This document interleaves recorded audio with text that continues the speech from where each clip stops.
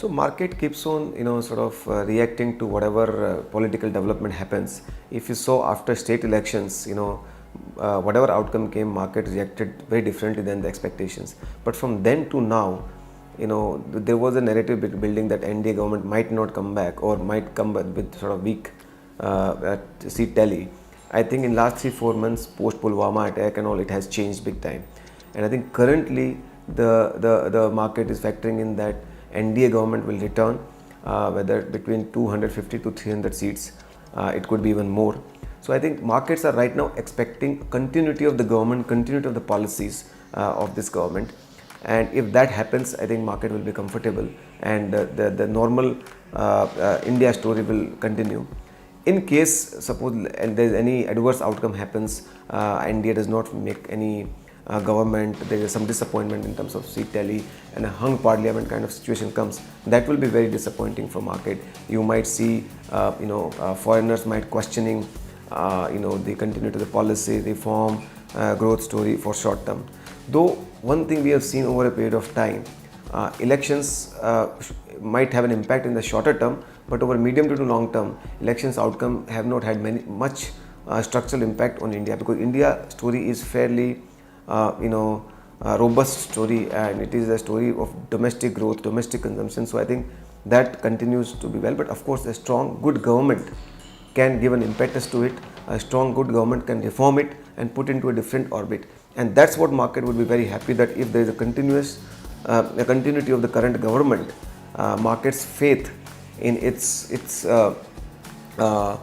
continuity of the reform, continuity of the growth process or acceleration maybe will go up, and hence you might see a lot more money coming in from FIs post-election. So I think those kind of things, hypothesis will work. So I do believe that continuity is more important than a disruption. Disruption might create a shock value, continuity might create a comfort value.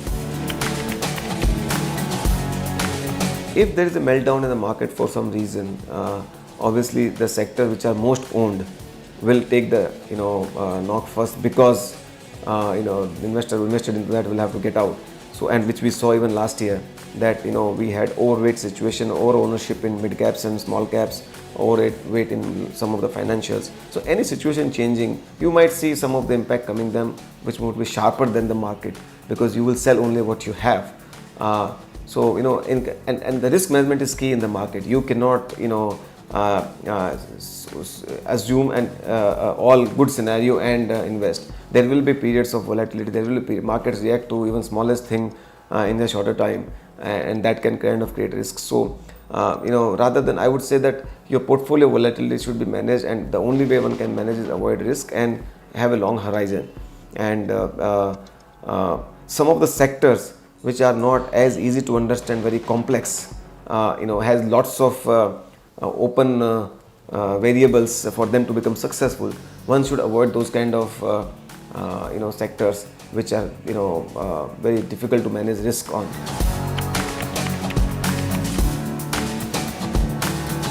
So I think currently we are very overweight on financials. That's the sector we like, and we believe that as economy grows and after the financialization and Jan Dhan success, I think pretty much entire population is plugged into the banking system.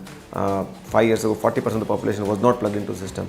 So we have a complete new class of users and class of customers coming into the system, and that will unleash a significant amount of demand across various products, and you will see a superlative growth across various financial services product, be it banking, mutual fund, insurance, and lots of allied services.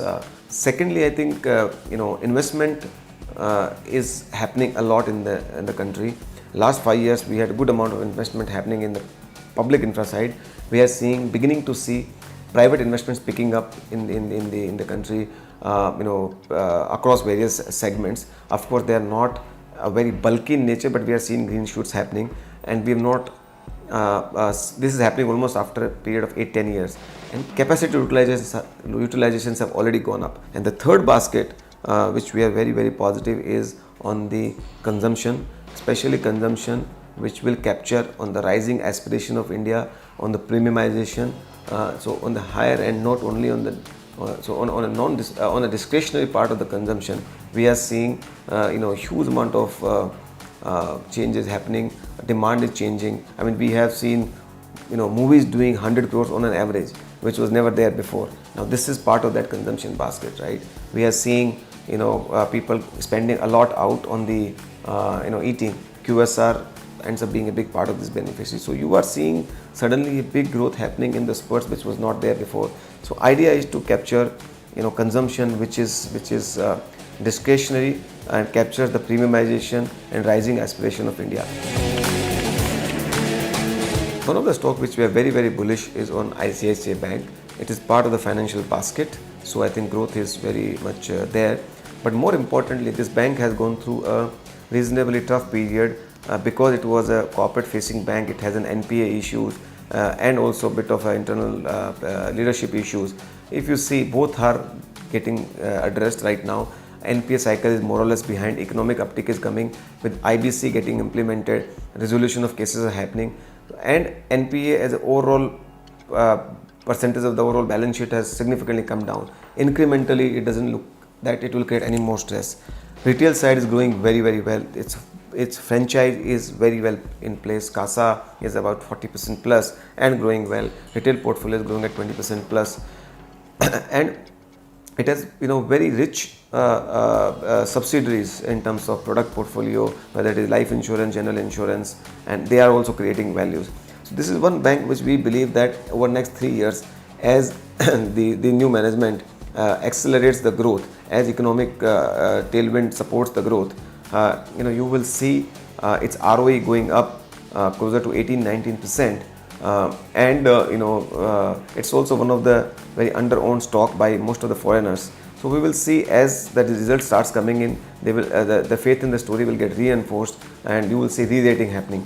And our ideal sweet spot is we look for companies which can grow and get re-rated, because we believe that is when the magic happens. That is when the superlative returns gets made, and that's what we are playing for. Of course, disclosure that we own the stock.